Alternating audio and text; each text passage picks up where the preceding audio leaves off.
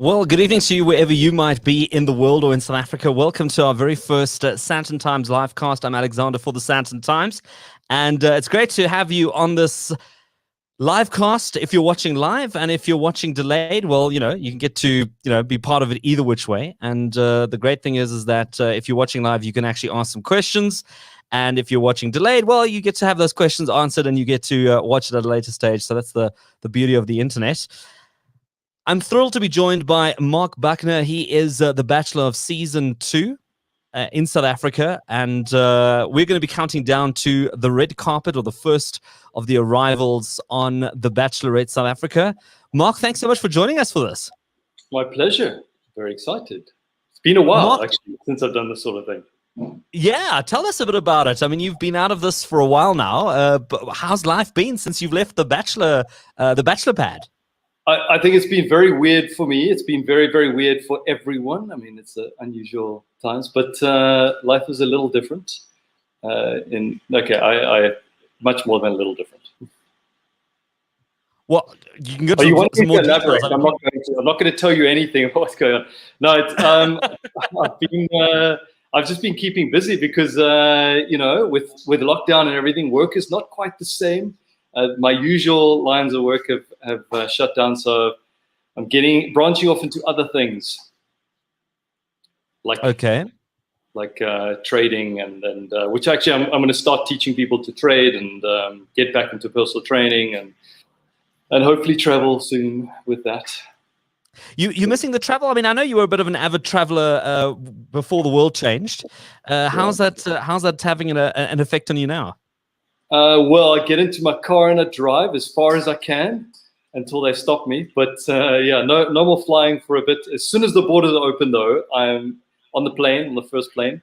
It's strange. This is actually the longest I've been in South Africa for the past 22 years. I think I've been here, except I did go to Thailand straight after everything. But other than that, 2 years straight. Well, we go back a year and the world was very different. I mean, we were a month away from going into a complete lockdown, something that most of us had never experienced before. And you were standing at the end of a red carpet, expecting for your life to change in a positive way. Just take us through the memories of that evening. Like, what was it like? What was going through your mind? I mean, you don't know who's going to come down that red carpet. I mean, you could have been in a situation where all the ladies were not really what you were looking for. It's really stressful, and I've come to realize recently that I'm kind of addicted to that stress. It's the moment that everything starts happening. The moment I walk into the cocktail party, my heart is thumping, and I'm obviously, anyone would be super nervous, and I was. And now that it's not there, I'm looking for other thrills, but. A crazy wild life experience, that's for sure. What is it like behind the scenes on that night? I mean, you've obviously been through, I don't know, an hour or two of makeup. I mean, is there some sort of rehearsals that you go through? Do you have any sense of what's going to happen during what is a very long shoot? I mean, we spoke to Jason Greer a couple of days ago. He was telling us that, this thing goes on from as the sun sets till 5 the next morning. So that's one hell of a long night. Yeah, and first off, I said no to the makeup, so I saved myself an hour to do. And second, I mean, it's especially that first night when you're meeting everyone, it is a very, very long night. So, because then you still have a rose ceremony. So as you say, 5 o'clock, and I start quite early. So I think we start at about 7 a.m. And it's just go. So everyone's explaining to you what's happening, and it's all, you're trying to let it all sink in, but you don't really get a chance for that because you're moving around, and then you're putting on the outfit, and you're running through how this may go. Just make sure that you do this and that, and it's a lot. Well, it looks like quite a daunting task. I mean, not having to do this in person is one thing. Having to do it on live television or in semi-live television is another one. And I guess you also don't get to see the edit which is basically what we get to see on television. You have to see the whole thing uncut from beginning to end, and you only get to see the edited version once it goes onto television. Now, you've had an experience with Qiniso, who's the Bachelorette, the first South African Bachelorette. Tell us about some of your encounters with her, like while you were on the show.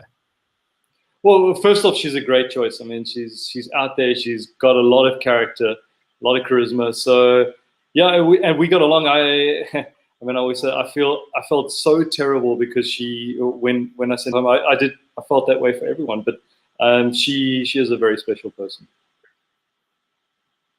I think she brought you a pot plant for her arrival. Was it a what do they call it? A delicious monster. Delicious monster. Well done for remembering that. I never got that plant. I'm still wondering where that is. Yeah, that was you never got to take it home? No. Although, I mean, I don't know if it would survive the trip from Joburg to Cape Town. Hopefully it survived the 3 months of filming. True that. Mark, I mean, there's quite a few guys lining up for the show tonight. Do you think you were in a better position being the Bachelor, being able to choose of such a big group of ladies? Or do you think there's some advantage that some of these guys might have being part of a group of guys who has to choose one lady? I could honestly say I would never be on the other side. There's no chance. I think it's difficult on both ends, but in a different way. And at least in your position, you know, you have a bit more choice and a bit more say. And I wanted to choose how the dates go, and I wanted to design the dates, you know, effectively. So see, I don't know if I would, and especially being a man, I don't like. I want to be able to. I don't want to lose my manhood by saying, well, yeah, you take control of everything. I would still like to do some of that. So you're saying that you had quite a bit of decision making as well in terms of some of the dates that you got to do on The Bachelor. So this wasn't just sort of, look, this is what we're going to do and that's the way it is. No, that was a big part of my decision. I stipulated there is no way that I'm allowing anyone to change who I am and portray me in a different light. Hence not wearing the makeup, hence I wear what I want to wear, and same with the dates.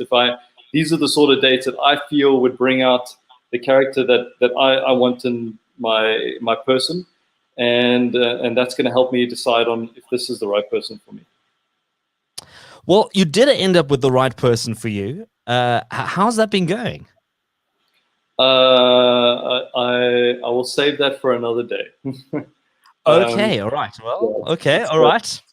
We'll definitely have a chat about that one day soon. Very, very soon. Okay. All right. I'll take you up on that. All right. I'll give it.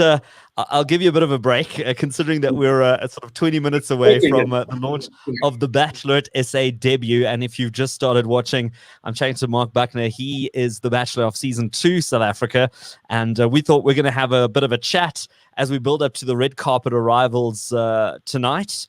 I mean, we're right up against the State of the Nation address, which is equally as challenging, I think, from an audience perspective.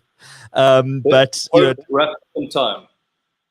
But you know, I felt like we're probably we've had so many State of the Nations, I guess, on a monthly basis that this might be a sort of a bit of a different take to spend your Thursday evening. I think the one year they even had it on a Valentine's Day, which was quite interesting as well as a bit of Valentine's Day viewing.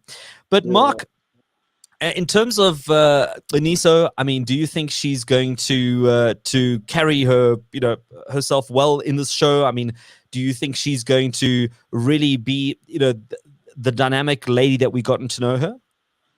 Yeah, I mean, she's very confident. You can tell, and that's partly why I say she's a great choice, because she's confident in herself in her own skin. So I don't see why not. And she seems very headstrong. I think this whole process it's much more difficult than people realize, and there's so much more that goes on, not only behind the scenes, but afterwards. And there's a lot of stress to deal with. I never knew it would be this much, because everyone's saying this and that, and there's a lot. So I think she'll cope with it. Yeah, few people would though. Did you experience quite a bit of stress, sort of, I suppose, after the show, but because you were also watching it delayed during the show as it was going out? Yeah, afterwards, I didn't watch it. I actually watched only the first episode with Jason, and then I cringed so much that I could never do that to myself again. But no, there was one other time that I was forced to watch it with Jason, and then we did a little live thing. But that was it. Then I said no. But yeah, it's very strange watching yourself on TV too. I think a few people could do that.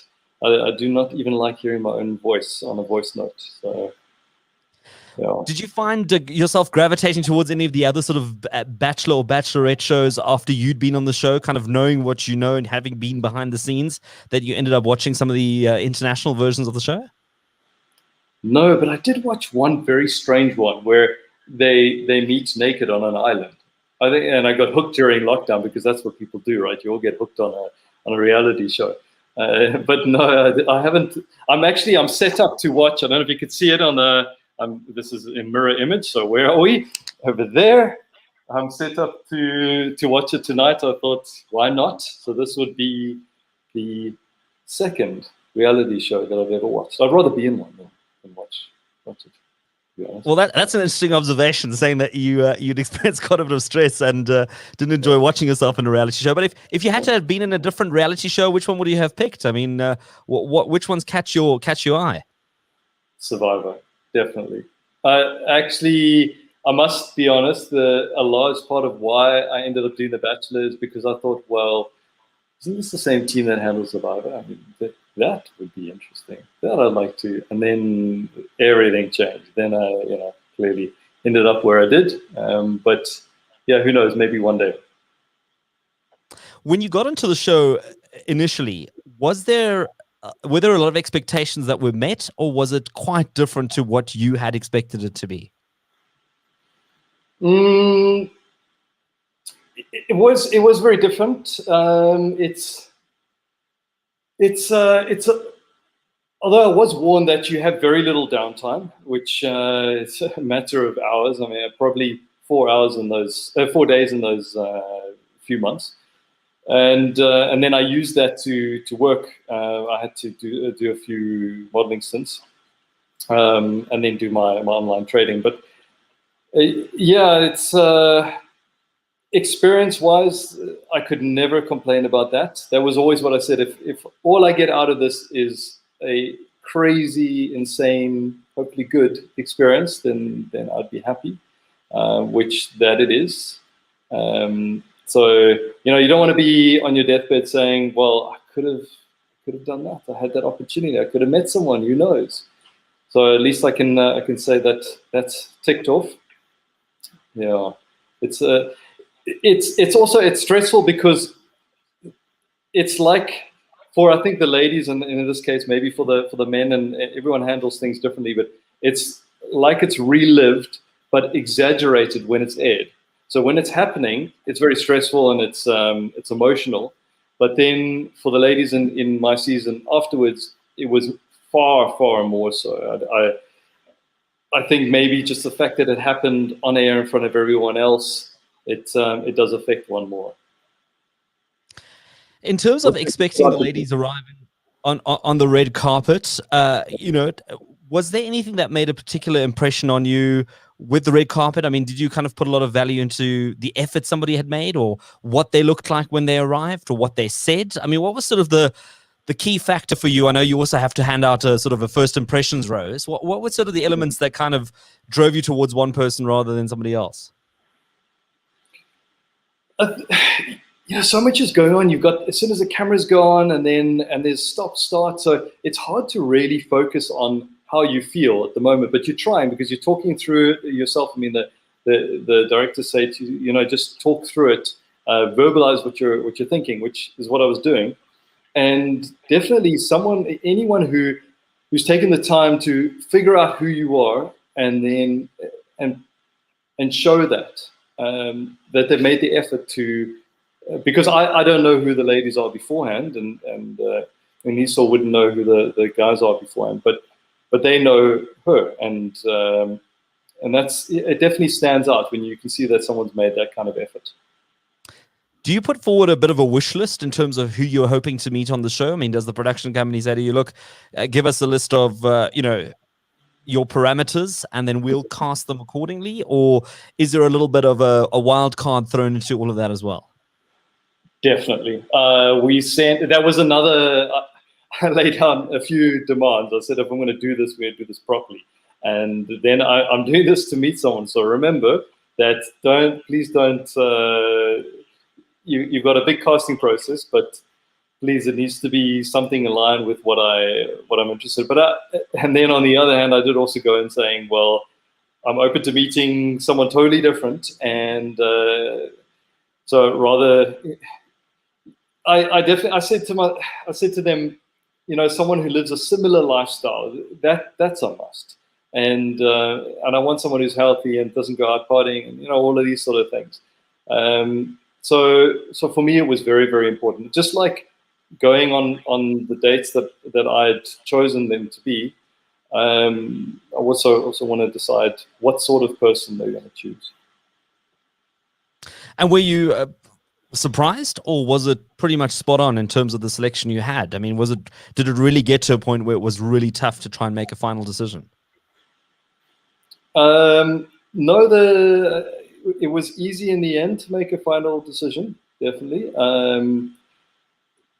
Each person's so different, and that's something else that you discover throughout this. I mean, many would know, but everybody gives something that is so positive and so fantastic and so different. And then there's qualities that you might not see that to be ideal for yourself and your relationship. But remember, I mean, this is a few months. You don't really get that much time to spend with the person off camera, and afterwards, I could never imagine getting engaged or married from that. It's the time afterwards. This is the dating process. This was the dating process for me, and is this the sort of person that I would like to take it to the next step and officially date outside a reality TV show with everyone around and 80 cameramen and so on. So yeah, I think that's what it was more for me. And I don't know, everyone's different. Maybe when she meets the person and she knows for sure, and that's an engagement. I mean, it must be quite humbling, if not sort of a great compliment, when you meet these ladies for the first time on the first evening. Everyone's made an effort. Everyone's looking absolutely stunning. And you have, in the back of your head, you kind of know that they are all here because your participation in the show was well publicized. So the ladies knew very well what they were signing up for. And they said, yeah, this is the guy I want to meet. This is the guy I want to date. I mean, how do you process that? It's daunting and a little bit. I've never felt so insecure, actually, because you're thinking, well, I did also question: are these people here for me, or are they really wanting to?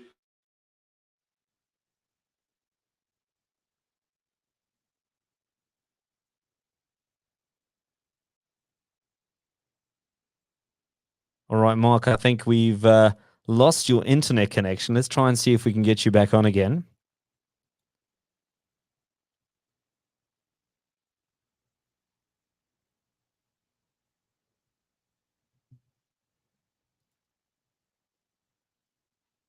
Let's have a look with Marcus. I think he's going to. Can you hear me? I'm going from my phone now. I don't know what just happened to my laptop. All right, no problem, Mark. Well, welcome back. We're 10 minutes away from the first Bachelorette South Africa, so we've still got a little bit of time. And good on you for having a backup plan. That's fantastic. And how quick I was to it. So yeah, sorry. Oh wait, I've lost you now on sound. What's going on here? No, I'm still here, Mark. Can you hear me? Yes, yeah, I hear you now. Go for it. Wonderful. So, Mark, sorry, you were halfway through answering your question when you got cut off. So we were chatting about what it was like having all these ladies choose to be on the show because you were the bachelor. And I mean, it's, it happens maybe sort of once or twice, but to have it happen in one evening with this many ladies, all looking absolutely gorgeous, all making an effort to be there to impress you. How do you process that? It's going to those cocktail parties a little bit different to maybe going, say, to a club or a bar, because you're not entirely sure, well, do they want to chat to me? I'm not sure. And it's going to, what is that term? Bite the silver bullet and just go for it and chat to her. But in this case, I mean, you know that everyone wants to have a conversation with you and get to know you. So that definitely makes it easier. Yeah, but it's still, as I say, there was nothing more terrifying than walking into those cocktail parties and everyone's just standing there. Jason's already there. You're walking in by yourself and everyone just turns their head and looks at you and waits for you to open your mouth and lay out something intelligent or funny, hopefully. And managing that cocktail party, I mean, it's literally minutes with each lady, especially in the beginning when there are so many. How did you kind of go about dealing with that? I mean, obviously some of the ladies just take, full authority and just go in there and say, listen, I want to chat to Mark. As for the rest, I mean, do you kind of just take it as it comes, or did you have like a bit of a plan as to kind of how you were going to process this? No, definitely not. I was feeling it out in the beginning, and you learn to discover who's more dominant and who's more forceful. But then obviously you figure out who you're more interested in talking to, and who you're more attracted to, or who you're more likely to date outside of a reality show. So then I made more effort to speak to that person. And the actual cocktail party itself, is it quite a long thing, or is it as short as we experience it to be on television? Yeah, the thing is, so much more happens. It's a lot. I think, how many hours? It must be 16 hours of filming that's cut down into, probably more, that's cut down into, no, much more, because it's a few days that's cut down into those 45 minutes. A lot happens. There's a lot more conversation. There's a lot more, but at the end of the day, the cameras are going to gravitate towards the drama, or towards or follow the ladies that are causing, or maybe in this case, the guys that are causing any drama. But at the end of the day, as I say, there's a lot more that's said and done than you would ever see. And if it was purely all of the love, then you would hear those conversations. But yeah, cameras do gravitate to the drama. Well, I don't know about you. I have a feeling the guys might make a little bit more of the thirst bar, or of the bar facilities that are going to be in the house. I don't know what are your thoughts on that? Do you think they're going to do a little bit more than the ladies? I had a few. When we were filming, we were always questioning, like, would there be a bachelorette? I wonder. And how would it be? I mean, I could imagine the guys fighting physically over this woman, and it's quite possible. I mean, if the booze is flowing, then that could definitely happen. Oh, look who's joined us. This is a little Lucy's cruising through, probably looking for something to destroy in the house. Yeah, so it's I wonder. I haven't really thought about it, but I'm intrigued as to who they've chosen to be on there and how they react. Let's say 4 episodes in, 80% of everyone's smashed by within 2 hours. I mean, did you ever have a situation in real life where you had a couple of mates and you happened to all want to date the same lady? I mean, have you ever been in that situation? Yes. Very, very awkward times. Friendships have been lost, but inevitably, well, turned out that it was my girlfriend at the time that everyone wanted to date. I didn't even know, but yeah, it's. I mean, now that you put it like that, it's this. The show itself is very similar to how it would be out in the real world. You know, you go, if you're going to be dating someone, you may date multiple people, and everyone does it, but we all keep quiet about it, and we say, well, I've got the number of these 10 guys, I've got the number of these 10 women, and I'm chatting to them all, but it's just spaced out over time, and yet it somehow sometimes on it seems that it's not right, but it is very similar to real life. Well, I guess the only difference is that you're not all locked up in a house. And one of the things that kept coming up during the last 2 seasons when we chatted to a lot of the contestants, a lot of the production team, was this love bubble that forms. And I think maybe this year it's going to be even more unique because of COVID. They all had to sort of quarantine, go into literally a bubble for almost like a what would you call it? Like an air pocket that they have to kind of pass through, go through the test, sit it out, and then go into the house or go into the production and literally not leave until the whole production is over. And I mean, that also creates a whole different dynamic in that house. The fact that you can't see anybody else except the people that are in that house. Yeah, as I say, it was a little different for me. It's a little different for the men and the ladies that are there. It's but then again, I arrived about a week before and had formed my own sort of bubble. This is your life. This is your new home, and this is where where you're going to be eating, and then that's it from there all the way through. And you've always got someone with you. But yeah, it's hard to tell how it really is or how it really was for the ladies and how it'll be for the guys. But I could imagine it's very stressful, and when you're really just focusing on one thing, which is Ngeniso in this case, and you're all fighting.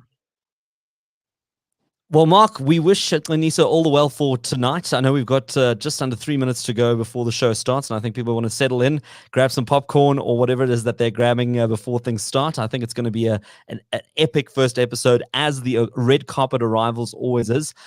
Marc Buckner, I want to thank you for making the time to be part of this and to chat to us and give us a little bit of behind-the-scenes feel and kind of warm us up for the first Bachelorette South Africa. I could imagine that she was, if she's anything like me, she must have been sweating bullets, but definitely a memorable experience for everyone. So she's probably looking back. I'd imagine she'll be watching with the media and everyone else, and maybe Jason. And yeah, I hope she had a good time and is happy with her choice, and that it all is successful. Well, thanks so much, Marc. It's really great to have you on. I hope we get to chat again soon. And maybe it'll also still be before the end of this season. But have a great evening. Enjoy the show. And also have a fantastic Valentine's Day weekend as well while we're talking about love. Thank you. You too. I hope you have some lovely dates set up. And yeah, chat anytime. Give me a shout. Thanks so much, Marc. Go well. Thanks, cheers.